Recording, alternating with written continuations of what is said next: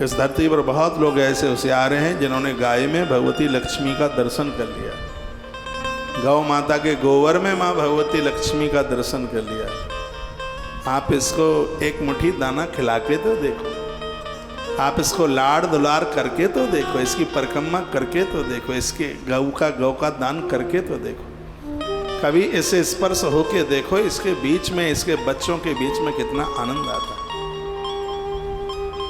गौ माता का सानिध्य पाकर कितना आनंद आता है।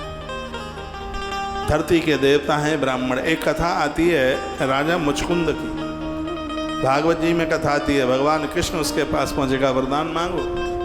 तो उसने कहा मैं क्षत्रिय बन करके तो बहुत जी लिया हूँ, मन भर गया है, बस अब आप कृपा कर दो कि अगले जन्म में मैं ब्राह्मण बन जाऊँ। भगवान ने कहा ऐसा ही होगा। तो अगले जन्म, वो सत्यनारायण भगवान की कथा में आती है ना कथा, सदानंद, ये वही मुचकुंद जी महाराज सदानंद ब्राह्मण आकर के बने थे। इन्होंने तपस्या करी धौलागिरी की पहाड़ियों पर। श्री राधे, राजस्थान में एक जगह है धौलपुर,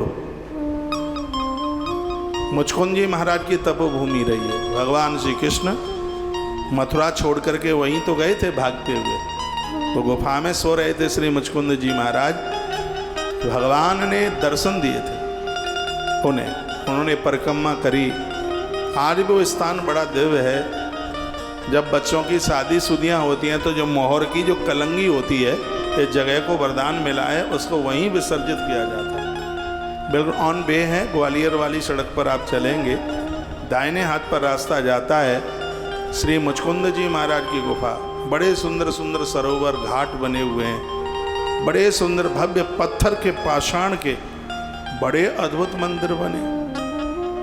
लक्खी मेला लगता है भादों के महीने में, देव छठ के समय पर बड़ा मेला भरता है। कभी आप उधर जाएं, यह देश तीर्थों से भरा हुआ है, उसमें भी एक मुचकुंद तीर्थ है, बड़ा अद्भुत है, मन गदगद होता है। राधा कृष्ण के बड़े अद्भुत वहाँ मंदिर बने हुए हैं, बहुत दिव्य स्थान है। उधर के लोग तो मुझे सुन रहे होंगे, आप तो जानते ही हैं, मैं पूरे देश भर को बता रहा हूँ। कभी आप इधर ग्वालियर के रास्ते जाएं, आगे निकलें तो आगरा से किलोमीटर कितना होगा, 50-60 किलोमीटर होगा। पहले इसको धौलागिरी कहते थे, आज इसको धौलपुर कहते हैं। वहीं पहले जंगल था, घोर वन था, पेड़ था। तो यहाँ पर श्री मुचकुंद जी महाराज ने तप किया। भगवान श्री कृष्ण ने उन्हें दर्शन दिए थे। भगवान ने कहा था क्या चाहते हो? तो कहा हम ये चाहते हैं कि राजा तो बन के बहुत देख लिए, बस इतनी कृपा कर दो कि अगली बार हमें ब्राह्मण बना देना, सो मैं ग्रंथ पढ़ता रहूं, पढ़ाता रहूं, सुनाता रहूं, धर्म का प्रचार करता रहूं, और यह आप कृपा कर दीजिए। भगवान ने कहा एवं मस्तु। वही सदानंद आकर के बने। ये स्कंद पुराण में भी आती है कथा, भागवत में भी है। बाद में वो मुचकुंद जी महाराज श्री बद्रीनाथ क्षेत्र में चले गए थे, वहाँ उन्होंने बड़ा तप किया। स्वयं भगवान लेने को आए थे मुचकुंद जी को। बद्रीनाथ मंदिर से थोड़ा आगे आज भी मुचकुंद जी की गुफा दिखाई देती है। एक टीले से पर छोटा सा मंदिर भी बना हुआ है। कभी उधर जाएं तो वहाँ उसका आप दर्शन कर सकते हैं। एक बार जयकारा लगाइए, बोलो बांके बिहारी लाल की जय, श्री हनुमान जी महाराज की जय जय। श्री राधेश। ब्राह्मणोसी समादिष्टो न हंतव्यो भवित्यतः। कितना भी कुछ भी हो जाए, कभी ब्राह्मण की हत्या न करें। ब्रह्म हत्या बड़ी खतरनाक हत्या। ब्राह्मण वंदनीय है, पूजनीय है। आपके घर का कुछ भी ग्रास निकल के जाता है, उसके पेट में पहुंचता है, देवता और पुरखे सब तृप्त हो जाते हैं। देखो ये दिखाई तो दे रहा है कुंड। हमारे संस्कार की टीम के द्वारा ये रिकॉर्डिंग हुई है। श्री रमेश जी दत्ता जी यहाँ दर्शन करने के लिए उधर गए थे। जाना तो मुझे भी था, टाइम नहीं मिल पाया। तो मैंने कहा कि हमारा एक आदमी लेते जाइए, तो वहाँ की कुछ रिकॉर्डिंग करके, और ये भक्तों को, मैं कोई सोच के नहीं आया हूँ, मुझे ये बोलना है, वो अचानक प्रसंग में ही बात आ गई है। ये वही तस्वीरों का आप दर्शन कर रहे हैं। यहाँ का दर्शन बहुत शुभ है। बच्चों की आयु बढ़ती है, पुत्र पुत्र वधू में कलह हो, झगड़े हों, तो ये एक ऐसा स्थान है। बेटा और बहू को यहाँ भेजा जाता है दर्शन के लिए। मुचकुंद जी महाराज जी की तपोस्थली है, घर का कलह दूर हो जाता है। इस जमीन को, इस भूमि को ये वरदान मिला हुआ, उसी का ये दिव्य आप दर्शन कर रहे हैं टेलीविजन पर। घर बैठे कहाँ कहाँ की तस्वीरें आप, कहाँ कहाँ के देवों को आप देखते हैं।